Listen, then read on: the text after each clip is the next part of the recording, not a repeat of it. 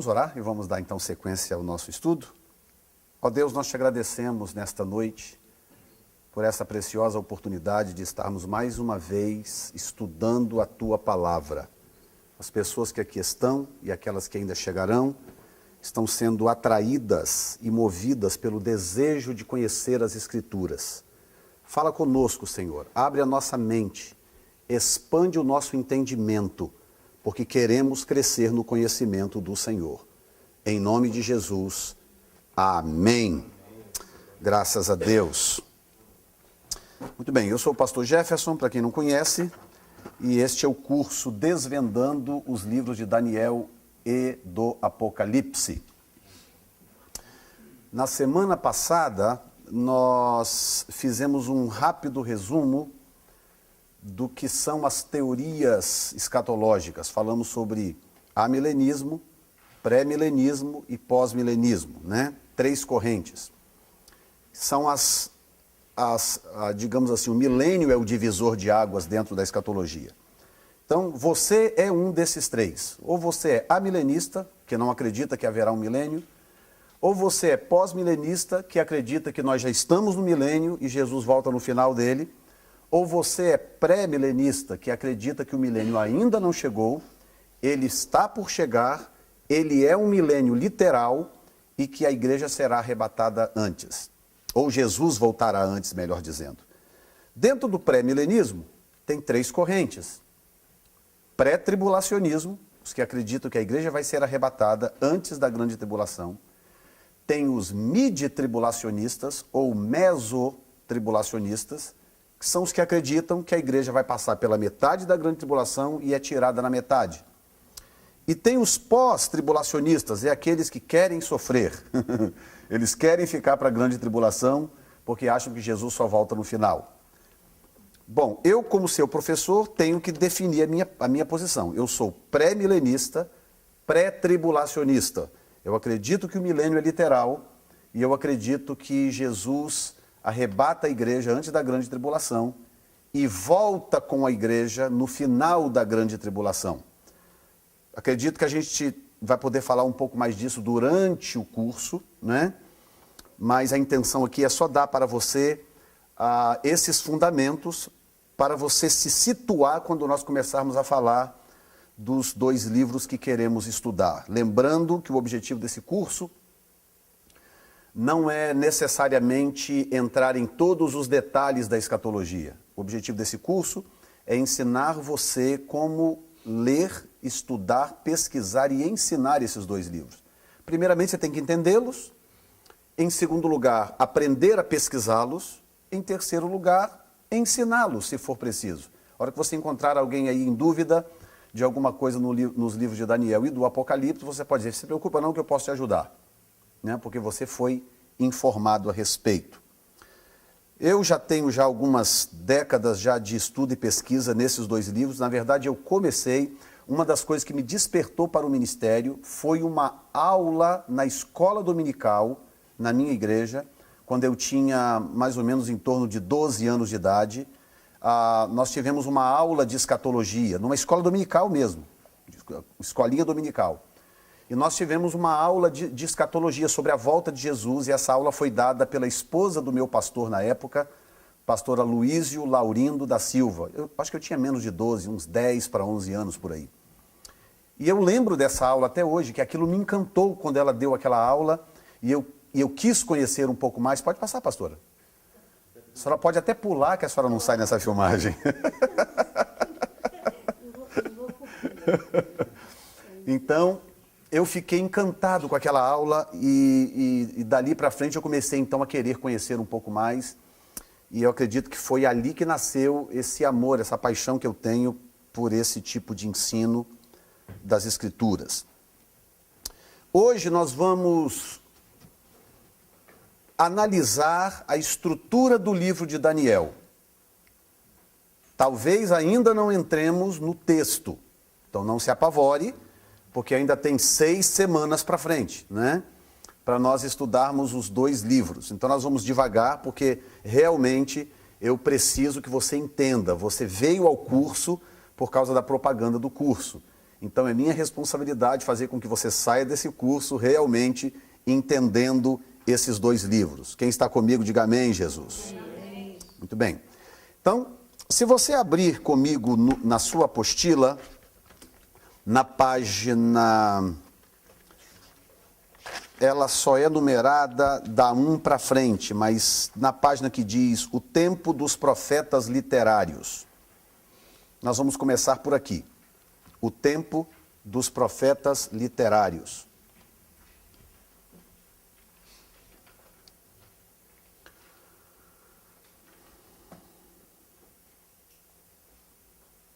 Pronto? Todo mundo achou? Muito bem. Essa parte nós vamos ver na apostila, porque eu não tenho ela aqui no slide. Da página seguinte para frente, que na verdade nós vamos parar um pouco na página seguinte e depois entrar um pouquinho na página 1, sem necessariamente entrar no texto do livro hoje. Se der, a gente faz isso até o final da classe. Muito bem. Nessa página que diz o tempo dos profetas literários, tá? Você tem um gráfico, e esse gráfico, ele diz, na parte de cima, ele tem Reino Unido, Reino Dividido, Cativeiro e Volta do Cativeiro. Então, olhem para mim aqui, por enquanto. Essas 4 divisões que vocês estão vendo, elas são as 4 divisões clássicas da história de Israel. Você divide a história de Israel em 4 divisões clássicas, ou divisões gerais. O Reino Unido, o Reino Dividido, o Cativeiro e a Volta do Cativeiro, tá? Antes do Reino Unido, nós temos a história do povo sendo formado numa nação, ok? Essa seria o início da história da formação da nação. Mas quando a nação é formada, que ela recebe lei, etc., ela desemboca na terra prometida, que essa é toda a história do Êxodo, né? Trazer o povo até a terra prometida. Ali eles passam por um processo de estabelecimento e durante esse processo o que Deus faz? Levanta juízes, não é assim? E esses juízes vão guiando o povo, orientando o povo durante o processo de estabelecimento ali na terra. Quando termina a temporada dos juízes, e o último juiz, quem lembra quem foi? Samuel, o profeta Samuel, o último juiz de Israel. E o profeta Samuel encerra o seu tempo, o seu ministério, e, portanto, encerra essa temporada de juízes, ungindo o primeiro rei de Israel, que o nome dele era Saul. Samuel ungiu Saul como rei de Israel. Bom, nós conhecemos a história de que Saul não era exatamente o que Deus queria para colocar sobre Israel. Tem uma história aí que eu não vou entrar nela, o nosso alvo é Daniel. E então começa o tempo do Reino Unido, tá? Se você olhar do lado esquerdo da sua apostila, de novo, olho na apostila, bom, eu acho que a fé da Jussara realmente está maior. Então, o que nós vamos fazer? Nós vamos pegar essa mesa, vou pedir 2 homens, me ajudem, por favor, essa mesa e aquela mesa, coloque ali atrás para mim, para poder ajudar o pessoal a ficar de frente para mim. 2 irmãos puderem me ajudar, eu agradeço. Aquela mesa e essa mesa, coloque elas unidas ali.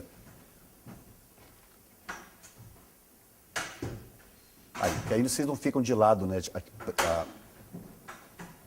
Impedidos pela coluna.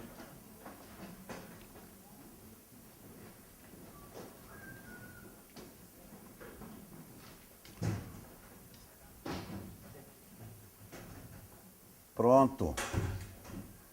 Aí esses irmãos que ajudaram a mover as cadeiras, eles têm direito a 2 copos de café depois.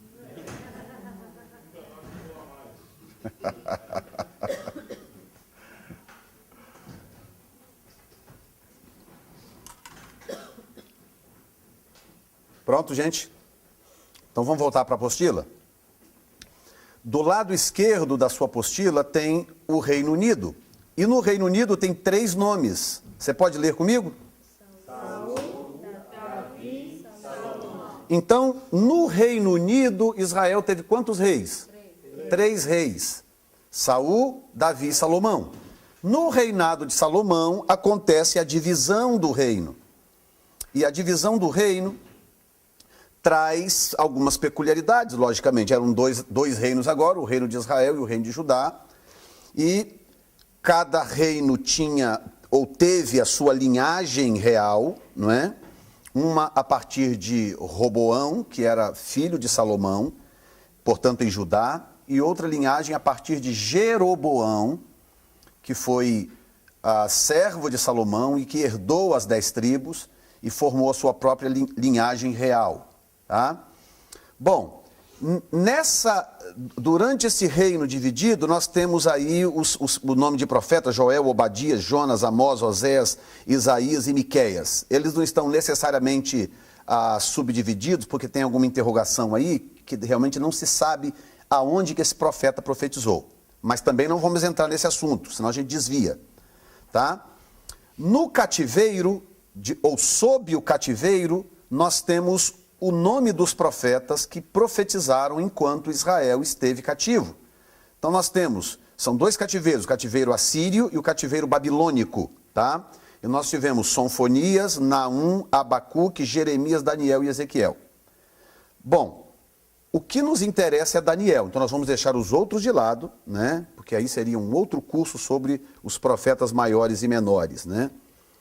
E nós temos, na volta do cativeiro, nós temos Neemias, Esdras e Zorobabel, e embaixo Ageu, Zacarias e Malaquias. Então, se você é novato em relação à Bíblia, para alguns aqui, talvez a maioria, isso aqui é óbvio. Mas se você é novato lidando com a Bíblia, esse é o panorama que você deve guardar na sua mente. Nós tivemos Israel sob um reino unido, com 3 reis: Saul, Davi e Salomão.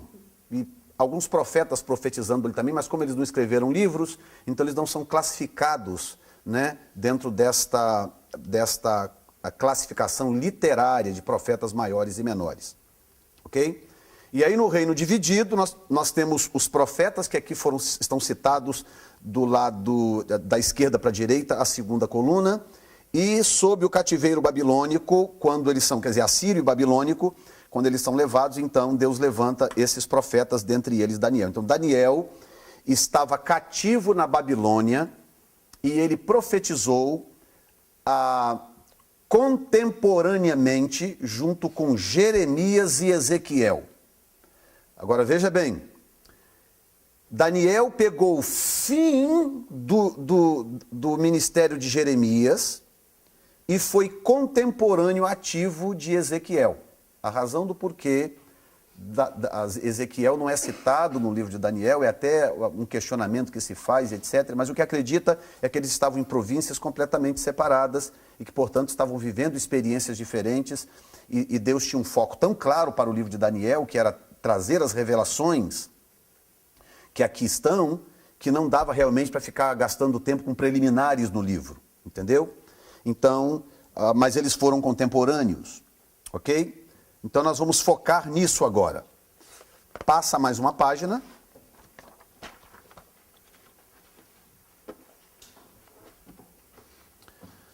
E agora você pode olhar na apostila e você pode olhar aqui, as informações se completam, mas ali você terá algumas informações a mais que não estarão aí na apostila, e é por isso que você tem um lado da sua página sempre em branco para você poder adicionar informações.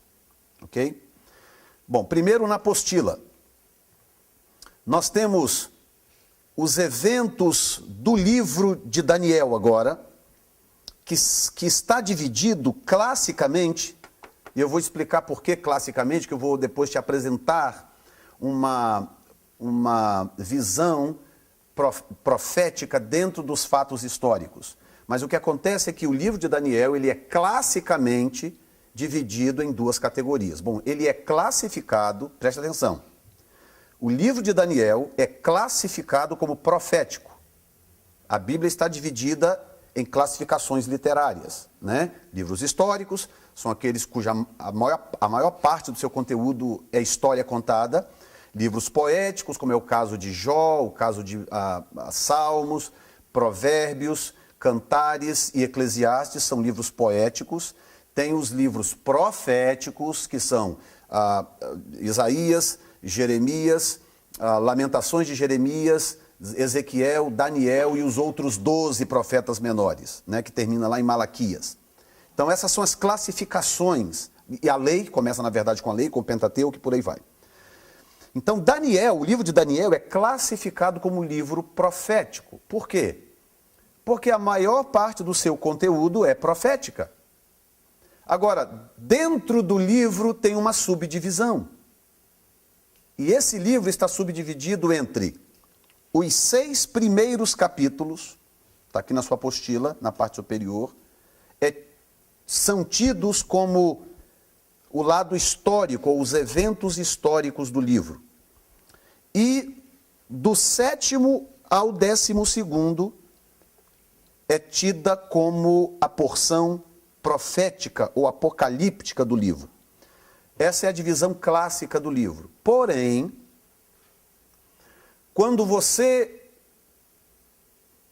considera com cuidado o valor profético que está tipificado na história ou no lado histórico do livro, você descobre que até a parte histórica do livro de Daniel é, em grande parte, profética. Ela não é só uma história em si que está sendo contada.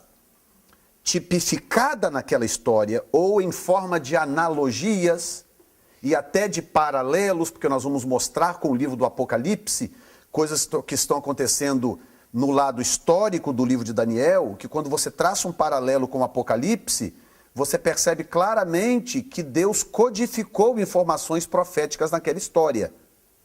Então, até o lado histórico do livro de Daniel tem um conteúdo profético muito grande, tá? Então, modestamente, eu diria que o livro de Daniel, ele é, considerando os paralelos, tipos e analogias do lado histórico, o livro de Daniel é quase que 100% profético. Durante o curso, isso vai ficar claríssimo, que nós vamos atrás de tudo isso. Mas então vamos à divisão do livro, um mapa, um panorama dos capítulos para nós entendermos um pouco mais, tá? Aliás, vamos voltar aqui, que eu preciso primeiro terminar algo com vocês, antes de entrar ali, senão eu vou botar o carro na frente dos bois, tá? Algo que complementa a página passada. Então, o tema do livro, a soberania de Deus sobre todas as nações. Você encontra isso capítulo 2, 47, 4, 37, 6, 26. Versículos que apontam para o tema geral do livro. A soberania de Deus sobre todas as nações. Tá? O tempo cerca de 70 anos, ou seja, entre 606 a 534.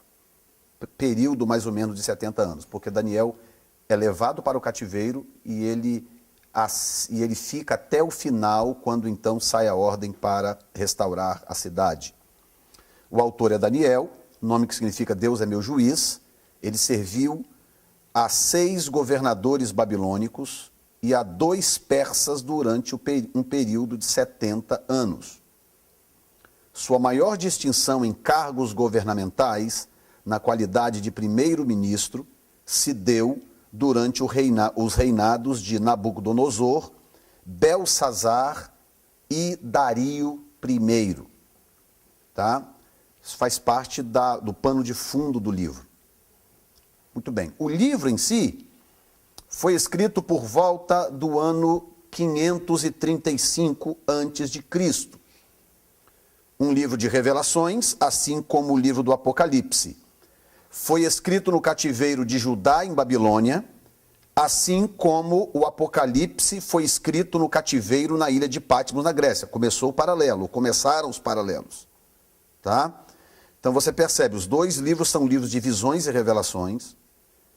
Entre aspas, coincidentemente, Daniel estava exilado num determinado lugar, quando ele recebeu as revelações, e João também estava exilado num determinado lugar quando ele recebeu as revelações. Começa a perceber que até nessas coisas pequenas, os 2 livros estão interconectados. Daniel na Babilônia e João na ilha de Patmos, a região da antiga Grécia. Capítulos de 1 a 6 mostram 6 conflitos morais envolvendo Daniel e seus 3 companheiros. capítulos 7 a 12, a mão de Deus controlando o decorrer da história. Tá? Então nós temos capítulos 1 a 6 conflitos morais envolvendo Daniel e seus companheiros. Primeiro, não se contaminarem com as iguarias que o rei lhes ofereceu. Número 2, glorificando ao Senhor através do sonho de Nabucodonosor. Número 3, fidelidade ao Senhor, mesmo sob ameaça de serem queimados vivos, no caso Sadraque, Mesaque e Abidnego. Quarto lugar, falando a verdade a Nabucodonosor, um rei soberbo, portanto, mesmo correndo risco de morte, eles não se sentiram coagidos a mentir ou a ceder à pressão, mesmo sabendo que a vida deles corria risco. Número 5, recusando glória de Belsazar, um rei corrupto e mau, no caso, Daniel.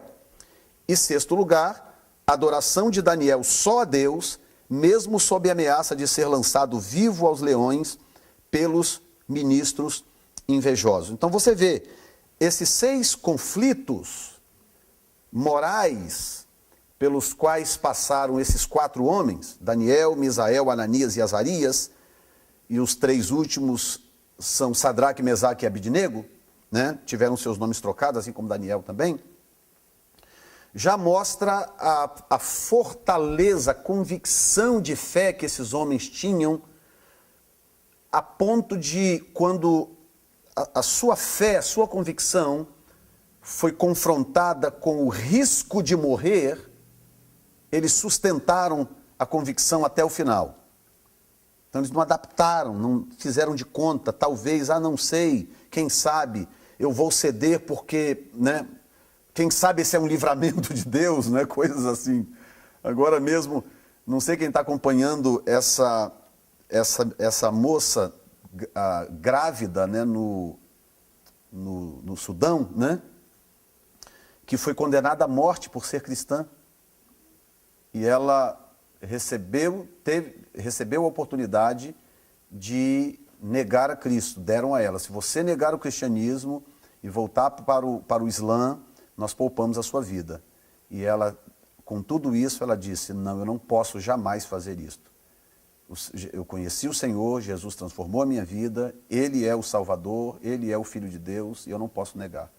E aí condenaram ela à morte, né? E só deram a ela a chance, através de uma batalha judicial, conseguiram o direito de retirar a criança antes.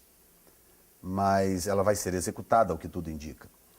Segunda coisa é um pastor no Irã, que também está numa batalha judicial para ser executado, já tem algum tempo, e já deram a ele várias oportunidades dele negar a Cristo e voltar para o Islã, e ele disse: não tem negócio, de maneira nenhuma eu farei. Então, eu louvo a Deus porque quando nós olhamos essas coisas na Bíblia, parece algo tão distante. Quando você olha a fé que o povo desenvolve hoje, uma fé comprometida, né? Não comprometida com Deus, uma fé comprometida ou contaminada, melhor dizendo, né? Essa palavra faz mais sentido no inglês, compromised. Contaminada, uma fé contaminada, onde a pessoa tem muita convicção desde que a pele dela não esteja em risco. Se colocar ela em risco, a convicção dela é abalada imediatamente, né?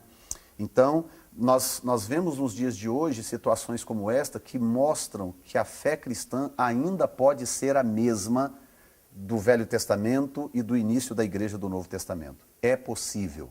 O livro de Daniel é uma prova de que isto é possível. E talvez uma das razões do porquê nós devemos estudar livros proféticos é porque esses livros têm o poder de consolar a igreja.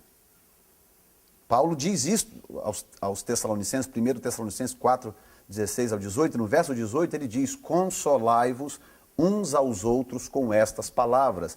Ele fala sobre a ressurreição dos mortos, fala sobre o arrebatamento da igreja e diz: consolai-vos uns aos outros com estas palavras. O que significa que conhecer as profecias, estudar os livros proféticos traz consolo. By the way, você sabia que os 2 únicos livros da Bíblia que têm promessa ao serem lidos são Daniel e o Apocalipse? Os dois únicos livros da Bíblia. No livro de Daniel há uma promessa dizendo: aqueles que ensinarem a justiça ou ensinarem essas coisas resplandecerão como as estrelas. No livro do Apocalipse diz: guarda as palavras desta profecia. Quem alterar isso aqui, quem colocar um J, um tio, nós aplicamos isso a toda a Bíblia, mas aquela promessa é para o livro do Apocalipse, na verdade. O anjo está falando das palavras desta profecia, daquele livro, o livro do Apocalipse.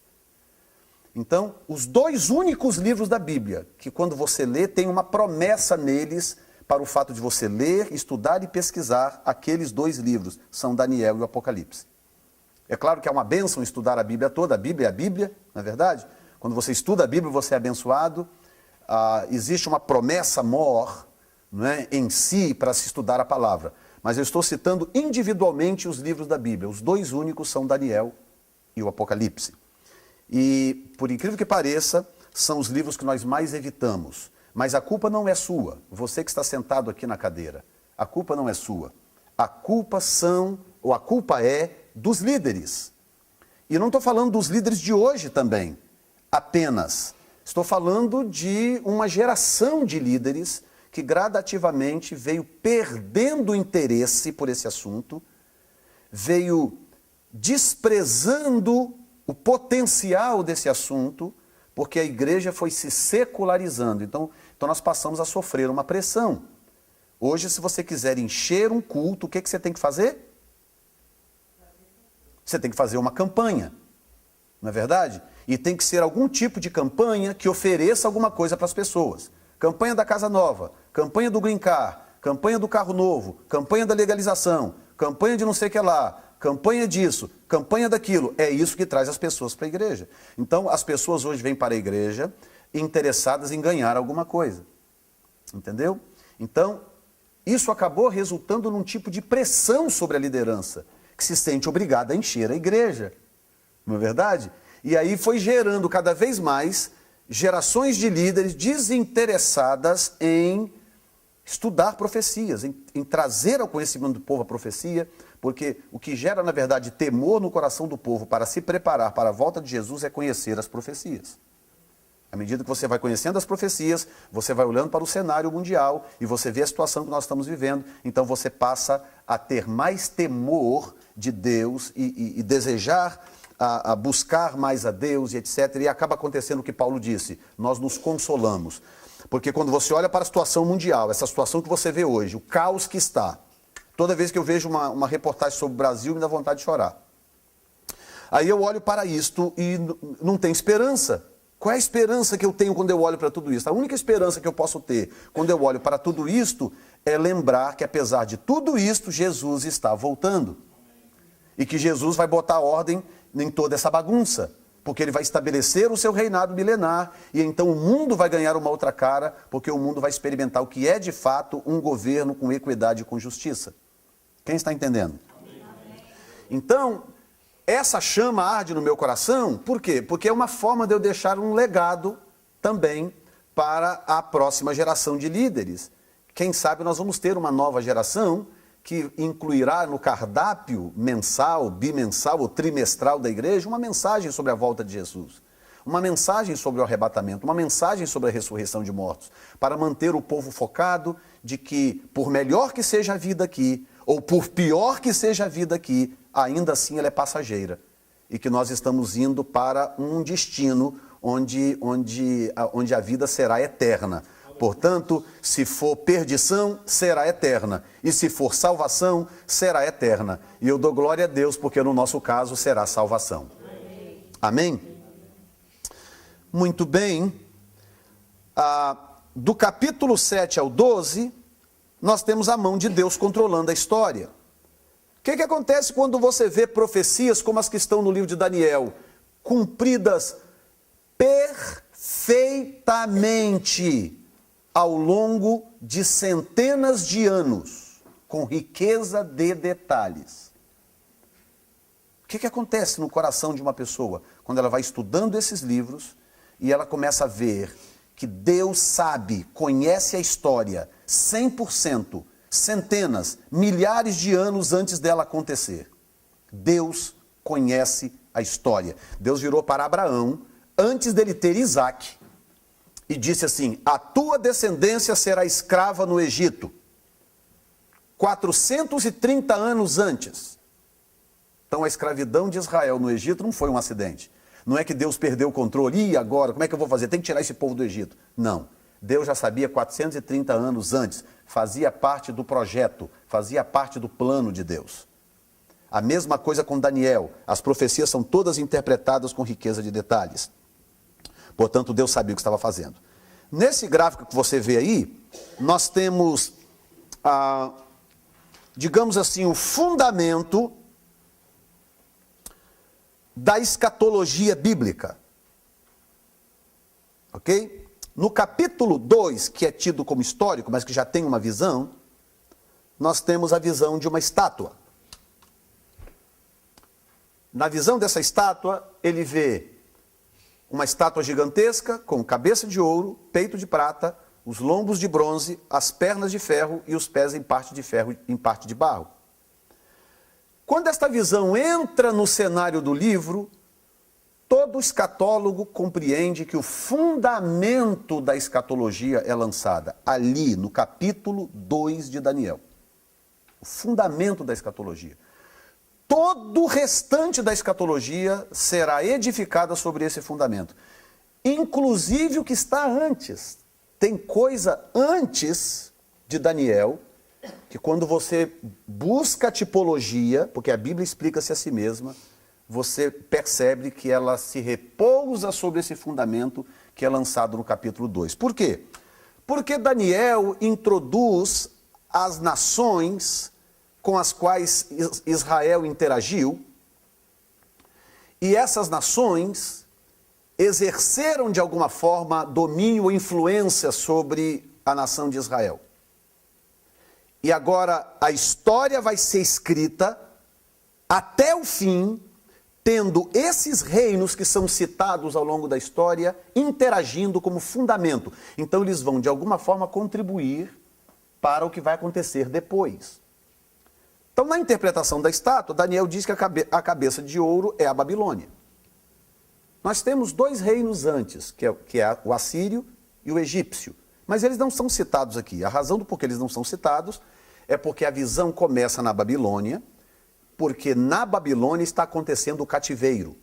E quando chega no capítulo 9 de Daniel, e não se preocupe, eu estou pulando os capítulos, porque nós estamos apenas tendo uma visão geral do livro. Depois nós vamos estudar os capítulos, ok?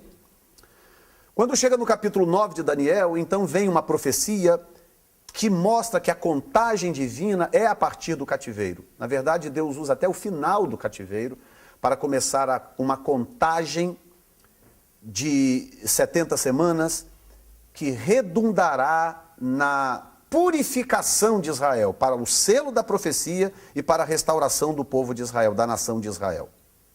Então, a estátua começa pela Babilônia, porque a contagem é a partir dali.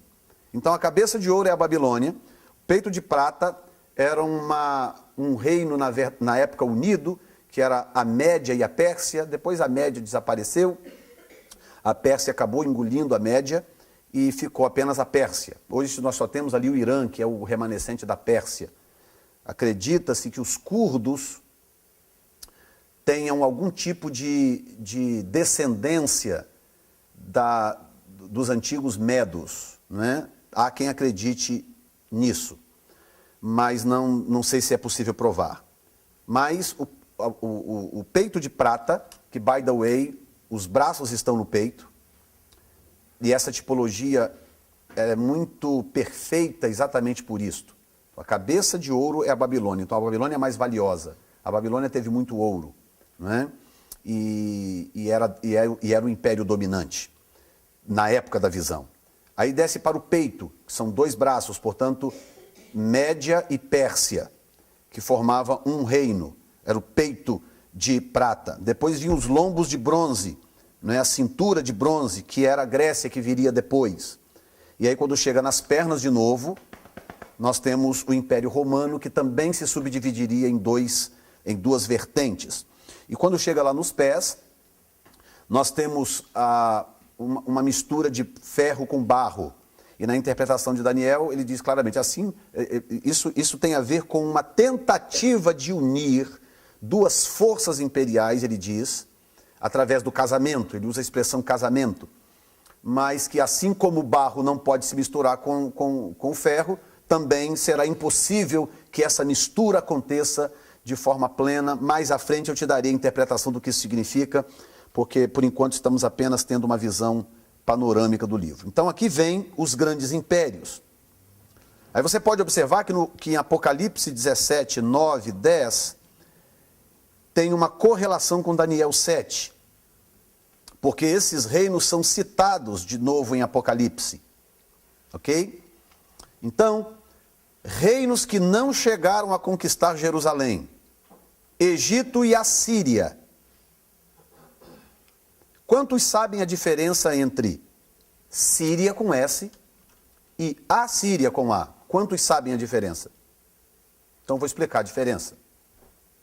Síria é a mesma Síria de hoje. Sempre existiu como é hoje. By the way, Damasco é a única cidade antiga que nunca foi destruída. E há uma profecia no livro de Isaías que anuncia a destruição de Damasco. Uma destruição total que inclusive está acontecendo diante dos nossos olhos. Não é? Damasco e Alepo, as duas cidades mais importantes da Síria, estão sendo destruídas gradativamente, literalmente, durante essa guerra civil que está acontecendo na Síria. Então nós estamos diante do cumprimento de uma profecia milenar entregue por Isaías e me parece até que por Jeremias, acho que os dois profetizaram a mesma coisa. Porque Damasco nunca foi destruída totalmente. É uma cidade que nunca foi destruída e reconstruída como aconteceu com outras, inclusive com Jerusalém várias vezes. Ok? Muito bem, então Síria com S é esta nação conhecida que nós conhecemos até hoje. A Síria com A era um império que existia naquela época e que ficava localizado no que hoje é o norte do Iraque, que tinha como capital a cidade de Nínive. Então, quando Jonas é mandado para Nínive, ele está sendo enviado para o Império Assírio, para poder profetizar, como nós conhecemos do livro de Jonas, e profetiza, eles se arrependem, depois voltam a se corromper de novo, até que Deus resolve destruir então a cidade de Nínive. E a cidade de Nínive foi completamente destruída. Então, toda vez que você lê na Bíblia Síria e Assíria, são duas coisas completamente diferentes. E nós estamos falando de Assíria, tá? E isso é importante, por quê? Porque quando nós falamos de Assíria e de Babilônia, estamos falando basicamente do mesmo território geográfico. Isso é importante saber disso. Tá? A Assíria ficava um pouco mais ao norte, bem ao norte mesmo do Iraque, hoje Iraque, enquanto que a Babilônia, que no caso seria a capital daquele império grande chamado babilônico, ficava bem ao sul, ou bem mais ao sul do que hoje é conhecido como Iraque. E nós temos algumas nações, né, 2, 4, 6 nações que conquistaram ou conquistarão Jerusalém. Ok? Então, nós estamos falando de um total de 8. Então, nós temos o Império Babilônico, que é a cabeça de ouro. Nós temos o Império Medo-Persa. E eu vou explicar para você geograficamente onde é que estão esses impérios hoje, para te ajudar, tá? Então, o egípcio continua sendo onde sempre foi, Egito. O assírio seria no que hoje é o norte do Iraque. Depois eu vou ver se eu acho aqui eu acho que eu tenho aqui, deixa eu ver, um mapa. Deixa eu ver se eu tenho. Não, não tenho. Tem, né? Ótimo. Quem tiver na Bíblia, dá uma olhada aí, porque realmente ajuda, tá? E o babilônico é o que hoje seria o território do Iraque, pelo menos a sede, né, do império, e eles se expandiram, conquistaram o que hoje é a Síria, Líbano, tudo aquilo ali era território do Império Babilônico. O Medo-Persa é o que hoje é o Irã, que acabou conquistando também a Babilônia, que é o Iraque. O Império Grego, ou Império Babilônico, tinha sede na Babilônia, na região que hoje é a Grécia, mas que se expandiu dali para baixo, conquistando todos os demais. Cintura de bronze. E o Império Romano, que eram as pernas de ferro, que tinha a sede lá no que hoje é a Itália, Roma, Itália, e que foi conquistando dali para baixo, conquistando todos os demais territórios dali para baixo. Portanto, esses impérios se concentravam todos eles na região do Oriente, na região do Mar Mediterrâneo, ou no Oriente Médio. Até Roma, que tinha sede lá em cima, teve grande parte do seu império desenvolvido e estruturado na região do Mar Mediterrâneo. E em sétimo lugar, que não aparece na Bíblia, porque não deu tempo de chegar até lá, nós temos o Império Otomano, pés de ferro e barro. Tá? E oitavo lugar, o Anticristo, ou homem do pecado, como Paulo chama em 2 Tessalonicenses capítulo 2, versículo 3. Bom, esta noção do livro de Daniel te situa em relação à proposta do livro. Qual é a proposta do livro de Daniel? É mostrar a soberania do reino de Deus sobre o reino dos homens. Por isso que você tem toda esta explanação histórica a respeito dos reinos, e que, portanto, você precisa até ter um bom conhecimento de história, pelo menos uma parte da história, para você poder entender o que está acontecendo no livro de Daniel. Graças a Deus que o próprio livro em si traz boa parte dessa história. Então você pode pesquisar fora do livro, mas se você não quiser pesquisar fora do livro, basta você estudar o livro com carinho, para você poder chegar a boa parte dessa informação histórica que dá equilíbrio ao livro. Muito bem. Aí os grandes impérios, nós temos o egípcio, que era norte da África, né? O assírio, para você ter essa noção geográfica, parte do Iraque, a parte norte ali, Turquia, Armênia, cuja capital era Nínive. Conquistou o reino do norte, cuja capital era Samaria, e formação dos samaritanos, contribuiu para a formação do povo samaritano. O rei mais conhecido era Senaqueribe. Você encontra esse nome na Bíblia. O outro, a Babilônia. A Babilônia aparece no livro de Daniel com dois simbolismos. Eu estou falando muito rápido? Ou está tranquilo? O Império Babilônico aparece no livro de Daniel com dois simbolismos. Um leão, ou melhor, pela ordem cronológica do livro. Primeiro, o ouro. Então, metal. O segundo, um leão com asas de águia. Por que nós precisamos de dois simbolismos para um mesmo império? Para o desenrolar desse império? Por duas razões. Número um, o metal fala de hierarquia. Então nós temos o ouro como o metal mais precioso.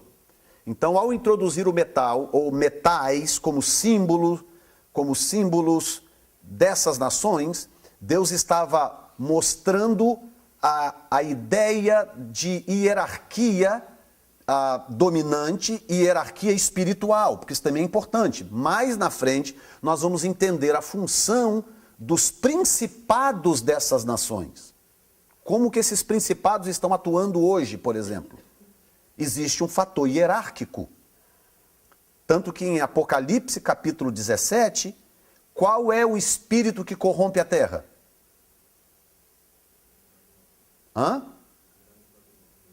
Babilônia. Se você abrir aí Apocalipse 17, você vai ver. Caiu a grande Babilônia, a mãe de todas as abominações da terra. Então, existe uma supremacia hierárquica no espírito da Babilônia, no principado da Babilônia. É ele que, até o final da história, que corrompe a terra. Então, o ouro aponta, nos ajuda a entender esta hierarquia espiritual dentro do processo histórico de cada reino. E a segunda razão é que, ao introduzir seres vivos na tipologia, Deus nos ajuda a entender a interação, a maneira como esses impérios agem. Estão entendendo? Amém. Os metais nos ajudam a entender a hierarquia espiritual. O lugar que cada um desses impérios exercem no processo histórico. Deixa eu te dar um exemplo. Capítulo 8 de Daniel mostra que o anticristo vem do território grego. Tá? Nós não vamos no texto agora, porque isso aqui é apenas uma visão panorâmica. Então diz claramente que haveria um chifre grande, que era Alexandre o Grande. Esse chifre iria cair, surgiriam outros 4 chifres, que são as 4 divisões do império: Lisímaco, Cassandro, Ptolomeu e Seleuco. 4 chifres. Aí a Bíblia diz, de um desses se levantou um chifre pequeno, que cresceu para cá, para lá e para lá. Então, a profecia do surgimento do anticristo vem do território grego. Portanto, é o território grego que gera o anticristo. Agora, olha como que a tipologia é realmente fantástica. Olha aqui. Aonde que está o ventre na estátua? Já vai aparecer ali. Onde é que está o ventre na estátua? Exatamente na Grécia. Então você tem a cabeça pensante, a cabeça que exerce o domínio, você tem o coração no peito, e a Bíblia diz claramente que o falso profeta vem da Pérsia. O falso profeta, que é o que traz direção espiritual para o reino do anticristo, vem da Pérsia, é onde está o coração. Mas o anticristo é gerado na Grécia, é onde está o ventre. Então a Bíblia usa esses metais para mostrar esta noção espiritual de primazia e ao mesmo tempo de sucessão imperial, no que diz respeito à função de cada espírito, de cada império, nesse processo, nesse quebra-cabeça que Satanás está montando, cujo propósito final é trazer o homem do pecado à terra para governar a terra. Então os metais nos ajudam a entender isto. Só que aí Deus introduz outros simbolismos, que no caso são os animais. Deus introduz os simbolismos dos animais. E nesse simbolismo, ou nós somos profundamente ajudados nesse simbolismo, por quê? Porque metais não interagem. Metais são inanimados. Então Deus introduz uma segunda tipologia, porque agora essa segunda tipologia, que são seres vivos, vão nos falar da interação desses impérios durante o processo de estabelecimento do reino satânico. Porque seres vivos interagem.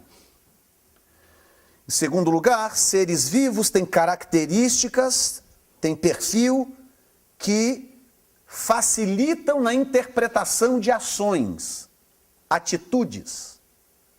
Então, quando a Bíblia diz que Jesus é o leão da tribo de Judá, isso me ajuda a entender um pouco mais a Jesus, porque eu posso analisar o comportamento de um leão. Eu analiso o comportamento de um leão e isso me ajuda a entender um pouco do caráter de Jesus. Quando a Bíblia compara Satanás com uma serpente, basta eu estudar a serpente, ver qual é o caráter da serpente, para eu poder entender melhor o meu inimigo. Porque são seres vivos que interagem, que oferecem comportamento para serem analisados e, portanto, para formar analogia. Quem está me entendendo? Muito bem. Então nós temos nesse simbolismo, nós temos parte do Iraque, capital babilônica, né, o Império Babilônico, conquistaram todo o Império Assírio, e também o Reino do Sul, que é Jerusalém, cuja capital era Jerusalém. Portanto, a Babilônia engoliu o império assírio. Levaram cativos os judeus, os quais ficaram cativos lá por 70 anos. Reis mais conhecidos, ou rei mais conhecido, Nabucodonosor. Da história da Babilônia é o rei mais conhecido. Tempo de Daniel, Ezequiel e parte de Jeremias e Lamentações. Portanto, esses 3 profetas interagiram, sendo que o início do ministério de Daniel e de Ezequiel, ou, melhor dizendo, o final do ministério de Jeremias culmina com o início do ministério de Daniel e de Ezequiel. Ok? Está entendido aí? Benefícios. Porque dá a impressão, já que... Deixa eu colocar dessa forma. Se Deus, por exemplo, sabia 430 anos que a descendência de Abraão ia cativa para o Egito, por que ele não fez nada para impedir? Qual a razão de Deus querer que o povo dele fosse cativo para o Egito? Por que Deus levaria o povo cativo para a Babilônia? 70 anos, o povo sofrer 70 anos, aquela luta e tal. Por que Deus faria isso?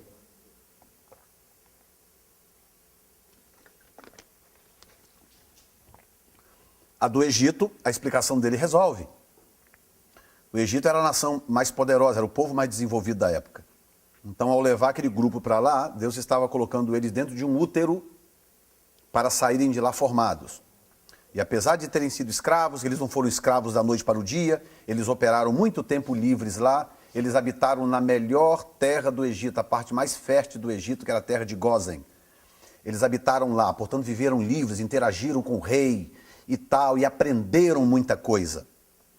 Tá? Depois foram escravizados, porque aí Deus tinha que fazer isso também, porque Deus também é esperto. Se Deus não fizesse isso, eles não sairiam de lá nunca. Tá? E lá ficariam, a terra era muito boa, tinham tudo, que maravilha. Se eles fossem sempre tratados como foram no começo por causa de José, eles nunca voltariam para a terra deles. Então Deus permitiu a escravidão, porque a escravidão desembocaria depois na saída do povo para voltar para a terra original, onde Deus tinha propósito e tinha plano. Mas e na Babilônia? Bom, você encontra uma explicação bíblica, né, histórica. O povo traiu a Deus, o povo tinha, a cada 7 anos, o povo tinha que deixar a terra descansar 1 ano. Para que 7 vezes 7, 49 anos, viesse o 50º, que era o ano do jubileu. Só que o povo desobedeceu a Deus. E eles fizeram isto 10 vezes seguidos. Ignoraram a ordem de Deus. E continuaram trabalhando sem fim. Aí Deus falou, Então ok. Então eu vou fazer a terra descansar os 70 anos que vocês me roubaram.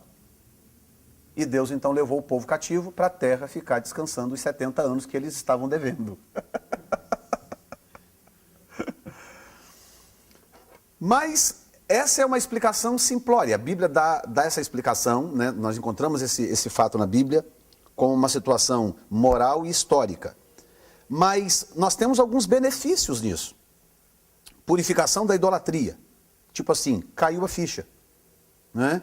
Idolatria igual a derrota. Caiu a ficha. Porque durante o livro de Jeremias, o que nós encontramos é isto, Jeremias profetizando. Chegou um ponto que Deus decidiu, vocês vão para o cativeiro. E agora Jeremias está profetizando para os reis aceitarem o cativeiro. Olha, não adianta, Jerusalém vai cair. Vocês não estão entendendo, Nabucodonosor vai tomar Jerusalém. E eles batiam em Jeremias, trancavam ele em cisterna, jogavam ele no poço, e aquela coisa, e aprisionava, batia de novo. E os falsos profetas vinham, não, assim diz o Senhor, Deus ama demais essa cidade. Deus ama a sua casa, o seu templo. Deus nunca deixaria o inimigo botar a mão nisso aqui, blá, blá, blá. Aí vinha Jeremias de novo. Eu estou dizendo para vocês, a cidade vai cair, Nabucodonosor vai vir aqui, vai tomar a cidade, vai derrubar os muros e vai queimar o templo. É melhor vocês se renderem, porque se vocês se renderem, o estrago vai ser menor. Então o livro de Jeremias é todo assim. Resultado, logicamente, que os reis, durante o período em que Jeremias profetizou, não creram, preferiram dar ouvido aos profetas falsos, né? Porque infelizmente, está aí outra coisa que nós poderíamos aprender com esses profetas, né? É que nem sempre quem está batendo nas nossas costas dizendo good job, vai campeão, é isso aí, nem sempre são as pessoas que realmente nos amam. Às vezes quem nos ama é aquela pessoa que nos dão palavras duras, claras e firmes, sem medo de perder a nossa amizade. Às vezes esses são os que nos amam, a gente tem que discernir, não é verdade? Então a gente tem que ter muito cuidado. Às vezes quem fica batendo nos ombros dizendo sempre good job, vai em frente, você é tremendo, nem sempre essas pessoas estão contribuindo para o seu sucesso e para o seu bem-estar, né? Então, advento das sinagogas, local de adoração e estudo das escrituras. Aí Deus começa a montar, ou seja, todo esse cenário do cativeiro está trazendo alguns benefícios, é disso que nós estamos falando. Primeiro, purificação da idolatria, caiu a ficha. Chega de idolatria, porque idolatria é igual a derrota. Segundo lugar, Deus lançou o fundamento para o surgimento da cultura da sinagoga. Porque enquanto havia templo, o único lugar de adoração era o templo. Ao destruir o templo e o povo ser levado para o cativeiro, a geração que volta do cativeiro já não tem mais relação nenhuma com o templo. 70 anos, imagina. Daniel, que foi para lá garotinho, menino, adolescente, agora está voltando de lá com 80 anos, na verdade nem voltou, né? Daniel nem voltou. Mas no fim do cativeiro, Daniel já está com 80 e poucos anos. Imagina. Então, bebê de colo que foi para lá no colo, está voltando da Babilônia com 70 anos de idade. Então, todos os que nasceram no cativeiro voltaram para a terra sem nenhuma relação com o templo. A cultura do templo não fazia parte daquela nova geração. Então, era a geração perfeita para Deus introduzir a cultura da sinagoga. Por que a cultura da sinagoga é importante? Quem poderia me dar essa resposta? Por que era importante introduzir essa visão? Fala mais alto, pastora. Porque através dessa noção de sinagoga, no Novo Testamento, Jesus implantaria a igreja. Nós precisaríamos dessa noção de sinagoga no Novo Testamento para que a noção da igreja funcionasse. Porque como a igreja ia nascer dentro de Israel e entre os judeus, se a igreja nascesse com aquela cultura do templo, apesar de que o templo já tinha sido reconstruído, mas agora a mentalidade era diferente. As pessoas iam no templo 3 vezes por ano. O culto a Deus, a devoção a Deus era feita diariamente nas sinagogas. Então, quando Jesus vem, estabelece a igreja, ele assunta aos céus, e agora o povo sai por aí pregando, reunindo de casa em casa e tal, não tem resistência. A cultura está implantada. Está entendendo? E tudo isso começa, olha como que Deus pensa, como que Deus age. Isso começa quase 500 e tantos anos lá atrás. Deus lançando a sementinha, porque lá na frente isso seria importante. Pois não, pastor? Talvez, historicamente, seria aí a forma de Deus também ensinar Israel a forma que eles iam ter que sobreviver como nação por mais 2.000 anos. Depois que eles fossem desterrados mais uma vez, porque foi a única forma que a nação sobreviveu. Perfeitamente. Do mundo inteiro. Muito bem lembrado, porque quando o templo é destruído de novo no ano 70, depois de Cristo, o povo é espalhado de novo pelo mundo, e aí fica 1000 e tantos anos espalhado pelo mundo afora. Não é? O que acontece? Eles não têm nenhuma dificuldade de se reagruparem, porque eles já têm dentro deles a cultura das sinagogas.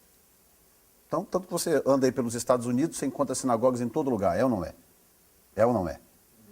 No Velho Testamento, antes do cativeiro, isso seria inconcebível, porque o próprio Deus, inclusive, o próprio Deus disse para o povo: se vocês tentarem cultuar em outro lugar, eu vou amaldiçoar vocês. Eu quero todo mundo em Jerusalém. Era a ordem de Deus, inclusive. E aí, quando vem o cativeiro, Deus agora começa a implantar essa nova semente que acaba chegando a esse ponto, né? Então, reconhecimento da onipotência, onipresença e onisciência de Deus. Maior interesse pelas escrituras, pelas profecias e pelo Messias. Porque agora o povo está estudando também os escritos lá. O que Daniel diz quando começa o capítulo 10, não é? Se eu não me engano, deixa eu dar uma checada aqui.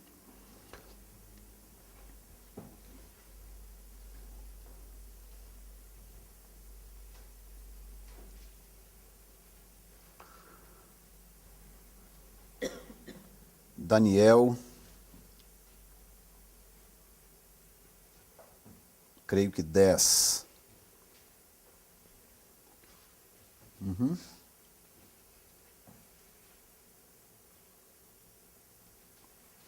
Seria 9:2.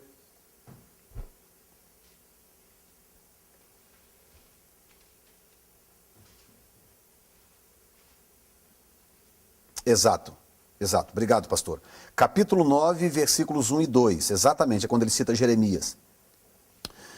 No ano primeiro de Dario, filho de Assuero, da nação dos Medos, o qual foi constituído rei sobre o reino dos caldeus, no ano primeiro do seu reinado, eu, Daniel, entendi pelos livros que o número de anos de que falou o Senhor ao profeta Jeremias, em que haviam de acabar as assolações de Jerusalém, era de 70 anos. Então, você percebe que havia esta busca pela profecia, porque Daniel foi para lá adolescente.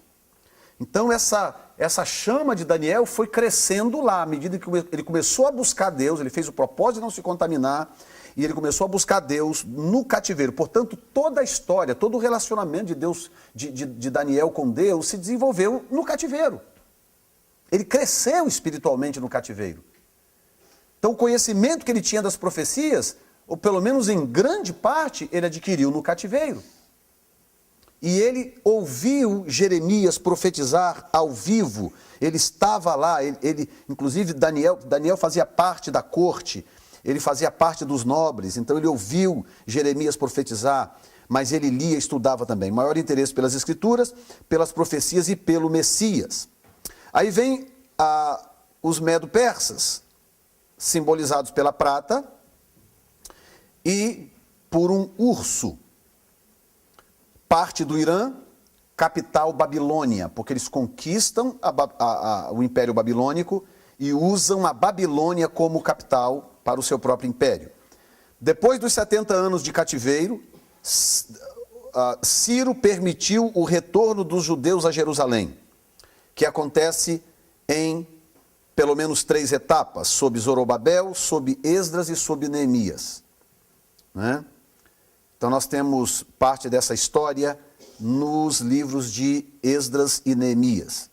Aí nós temos a reconstrução do templo e dos muros da cidade. Acontece sob o Império Persa. Só que tudo isso está profetizado lá atrás. Isso está profetizado 80 anos antes. Para você ter uma ideia, ou 70 anos antes, porque na verdade eles não 70 anos, mas 60 anos antes, porque logo que Daniel chega lá, começa a acontecer, acontece a visão do capítulo 2, e aí as outras visões dos capítulos subsequentes. Tá? Benefícios: os sacrifícios ou festas são feitos com mais entendimento e ardor, então o culto é restaurado. Uma coisa curiosa que acontece quando o povo volta do cativeiro, como resultado daquilo que a gente vê ali no capítulo 9, Daniel orando, depois capítulo 10, quando ele tem a visão do Senhor e etc. Acontece algo curioso no livro de Esdras. O povo chega... Bom, antes, quando a nação foi invadida, a nação tinha muros. E os profetas falsos que disputavam com Jeremias, eles vinham diante do rei e falavam: nada, esse camarada está falando bobagem, fica tranquilo, essas muralhas nunca cairão, Deus nunca vai deixar essas muralhas caírem, porque Deus ama essa cidade. Então a confiança deles é que Jerusalém era impenetrável. Quebraram a cara, porque eles vieram, sitiaram a cidade, ficaram ali sitiados por muito tempo, até o povo morrer de fome, e aí eles foram até como conseguiram derrubar as portas e quebraram parte da muralha, entraram, mataram todo mundo, quase todo mundo, incendiaram casas, destruíram o templo e por aí vai. Quando eles voltaram agora do cativeiro, ao invés deles correrem para reconstruir os muros, que são reconstruídos no livro de Neemias, o que eles fazem no livro de Esdras? Eles lançam o fundamento do altar. Então, com a cidade toda parcialmente destruída, as muralhas parcialmente destruídas, as portas todas queimadas a fogo, ao invés deles correrem para reconstruir os muros, eles largaram do jeito que estavam, foram lá e reconstruíram o altar. Você vai encontrar isso no livro de Esdras, no começo do livro de Esdras. O que isso significa? Exatamente o que está dizendo aqui. Os sacrifícios e festas são feitos com mais entendimento e ardor. Então agora eles estão entendendo. É o seguinte, bom, quando a cidade caiu, ela tinha muros e caiu. Então, não adianta corrermos para restaurar os muros enquanto nós não acertarmos a nossa vida com Deus. Então eles vão e lançam o fundamento do altar, fazem um concerto com Deus primeiro, para lá na frente Neemias vir e começar o processo de restauração dos muros e das portas da cidade. Então houve um avanço no entendimento da relação com Deus, para você ver que essas coisas têm benefício. Dispersão dos judeus por outras nações, que é a diáspora, com mais sinagogas e expansão da doutrina de um Deus único, que acabou acontecendo o que o pastor Daniel também contribuiu dizendo. Para quem não sabia, as tribos do norte, as 10 tribos do reino do norte, que foram levados para a Síria, nunca voltaram. Nós temos na Bíblia o relato da tribo de Judá voltando, mas as outras 10 nunca voltaram. Quem tinha prestado atenção nisso? Nunca voltaram. Só que a Babilônia conquista a Síria, aquilo ali vira tudo Babilônia, e agora os que tinham sido levados antes, inclusive, para o cativeiro assírio, eles estão espalhados por ali. A tribo de Judá é levada, 70 anos depois voltam, as outras ficam por lá. Então Deus traz de volta a tribo que interessa por causa do Messias, é a tribo que vai gerar o Messias, e as outras ficam. Aí quando chega no capítulo 1 de 1 Pedro, se você puder abrir comigo.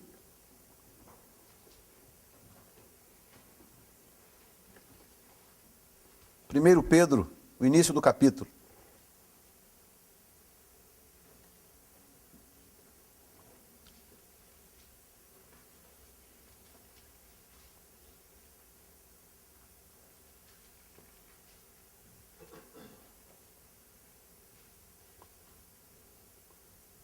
Pedro, apóstolo de Jesus Cristo, aos estrangeiros dispersos.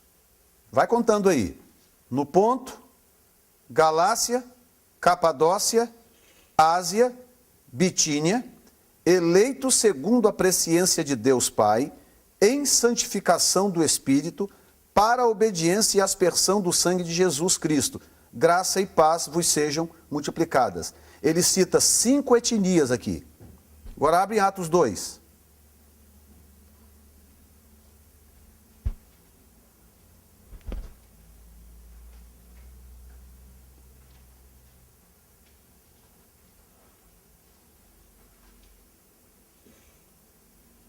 Versículo 8. Como, pois, os ouvimos cada um na nossa própria língua em que somos nascidos? Agora veja bem. Partos e medos, você vê a média aqui, partos e medos, elamitas e os que habitam na Mesopotâmia, e Judéia, e Capadócia, Ponto e Ásia, Fígia e Panfília, Egito e partes da Líbia, junto a Cirene, forasteiros romanos, tanto os judeus como prosélitos, que, não judeus convertidos ao judaísmo, cretenses, árabes, todos os temos ouvido em nossas próprias línguas falar das grandezas de Deus. E todos se maravilhavam, estavam suspensos, dizendo uns aos outros. O que quer dizer isto? Agora veja bem, todo esse povo, no versículo acima, no versículo 4 diz: e em Jerusalém estavam habitando judeus, varões religiosos, de todas as nações que estão debaixo do céu. Então você pega 1 Pedro, pega Atos capítulo 2, e você vê esses judeus piedosos, temente a Deus, mas que tinham culturas diferentes, falavam línguas diferentes, e culturas diferentes, porque vinham de lugares, de nações diferentes, porque esses impérios fraccionaram, se partiram, e parte, se tornaram nações independentes, que depois acabaram sendo conquistadas pelo Império Romano de novo, mas que agora tinham cultura própria, língua própria e etc. Alguns até moeda própria. E quem são esses judeus? Esses judeus são as 10 tribos que foram levadas e nunca voltaram. E eles acabaram depois se tornando o fundamento que iria divulgar esta noção das sinagogas e a noção de um Deus único, coisa que era algo novo naquela época, tá? Então nós temos a dispersão dos judeus por outras nações, que é a diáspora, com mais sinagogas e expansão da doutrina de um Deus único. Personagens principais desta fase: Ciro, Dario, Assuero, Ester, Zorobabel, Esdras, Neemias, profeta Ageu, Zacarias e Malaquias. Ok? Então isso te ajuda a ter uma visão mais panorâmica. Me ajudem aí com o horário.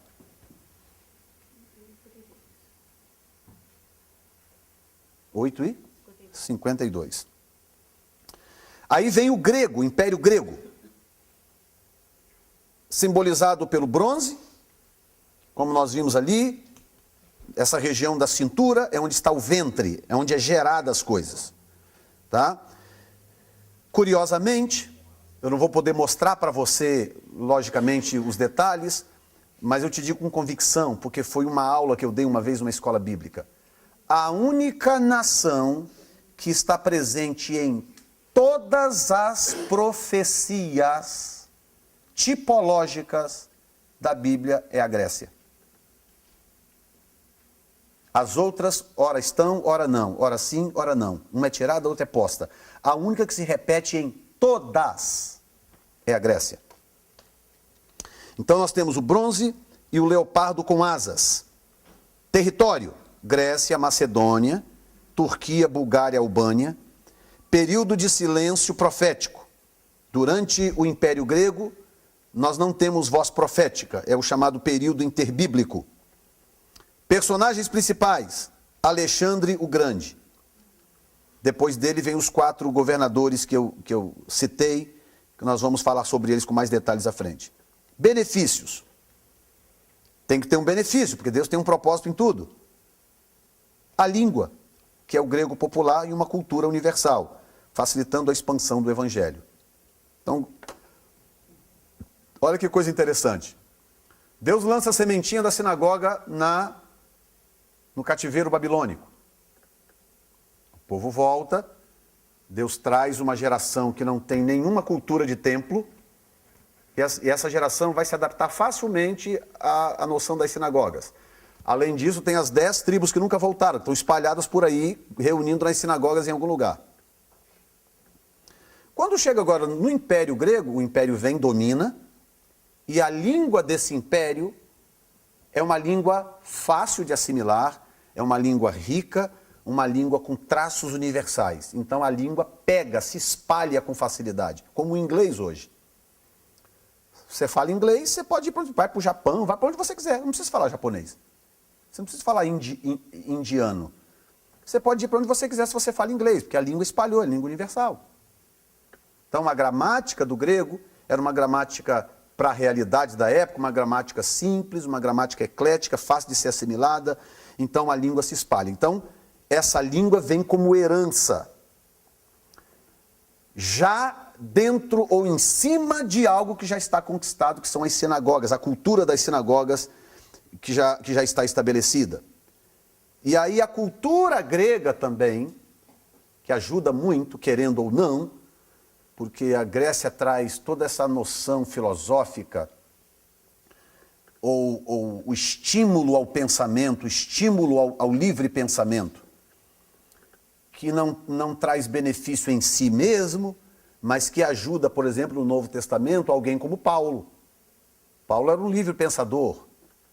Quando ele chega no Areópago, por exemplo, que ele vai falar sobre ao Deus desconhecido, ele não cita os profetas do Velho Testamento, ele cita os poetas gregos. A razão por que ele está fazendo isso é muito simples. Se ele falasse dos profetas, não estaria dizendo nada. Porque o grego pagão não tinha nenhum conhecimento da cultura judaica. Então não adianta ele falar de Abraão, Isaac e Jacó no Areópago. Mas ele cita os poetas gregos. Para ele citar os poetas gregos, ele lia os poetas gregos. Como é que ele vai citar alguém que ele nunca leu? Aí quando ele fala, nele nos movemos, existimos e respiramos, porque somos dele geração. E como disse os vossos poetas, dele somos geração. Então ele cita os poetas. Então Paulo faz uso desse livre pensamento divulgado na Grécia, tá? Facilitando a expansão do evangelho. Aí vem o romano, ferro e simbolizado pelo ferro e por um animal terrível com 10 chifres. Esse animal não é descrito, ele é um animal diferente. Daniel não entende esse animal.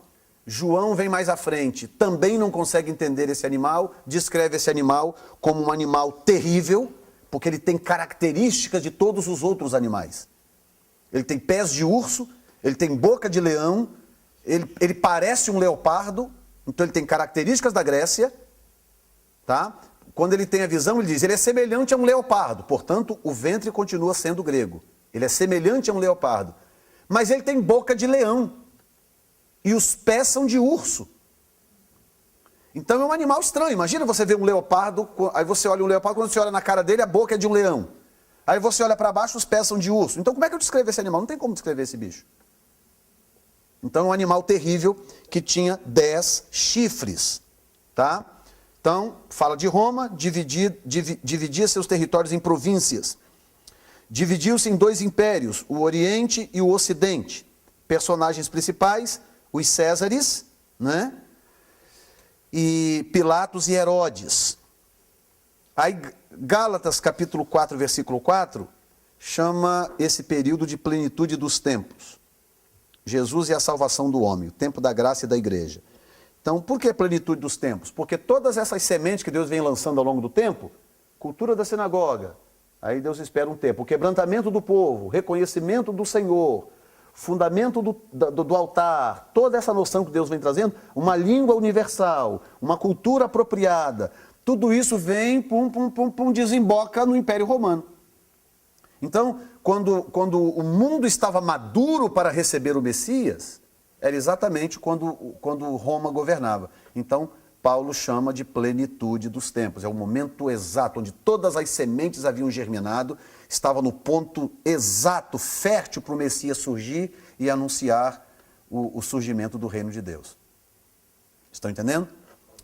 Então, tudo isso é lançado aonde? No capítulo 2. O fundamento é lançado no capítulo 2 do livro de Daniel. Benefícios do Império Romano, construção de excelentes estradas. Olha, até isso Deus pensa. Como é que Paulo ia fazer 3 viagens missionárias, por exemplo, na época da Babilônia, ou da Grécia, ou da Pérsia? Não tinha como. Porque não havia, embora o império fosse grande, não havia a lei universal ainda era pobre. Havia muita força do império nas cidades, na capital e nas cidades provinciais. Roma não. Roma estabeleceu uma lei universal. Então, Roma tinha soldados espalhados por todo o império. As estradas eram patrulhadas, as pessoas viajavam livremente, não tinha assalto, não tinha nada disso, porque as estradas eram patrulhadas, sabe? Havia a chamada paz ou pax romanas, né? Ou paz romana, estabelecida pelo império. Então o negócio é o seguinte, pague o imposto a Roma, não crie problema que você vai ter uma vida boa. E era assim mesmo. Foi quando a terra mais prosperou na época dos impérios antigos. Construção de excelentes estradas, proteção militar e paz nos territórios, liberdade de comércio, transporte e locomoção, nova diáspora com excelentes condições para a expansão do evangelho, sinagogas, língua universal, estradas, segurança. que mais precisava? Só de um Paulo. Você pega um Paulo e dá um cenário desse para ele, acabou. Não é? Dispensação da graça, tempo dos gentios. Tá bom? Hora 9. Pronto. Alguma pergunta até agora? Nesta visão panorâmica aqui? Nenhuma? Nenhuma pergunta significa duas coisas. Ou vocês entenderam absolutamente tudo, ou vocês não entenderam absolutamente nada. Foi lido e relido, passado e repassado, foi, né? Que bom. Ok. Então, pausa para o nosso café. Voltamos em seguida para darmos sequência. Amém?